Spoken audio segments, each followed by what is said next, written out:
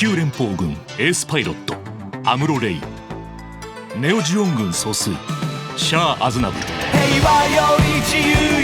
熱き理想を持つ2人は戦いの後消息を絶った。それから12年、2人の理想を受け継ぐ一人の男が現れる。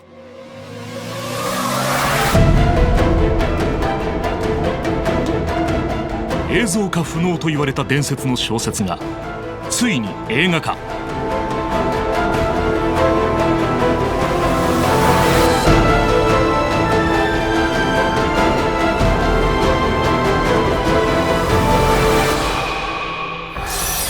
機動戦士ガンダム先行のハサウェイ。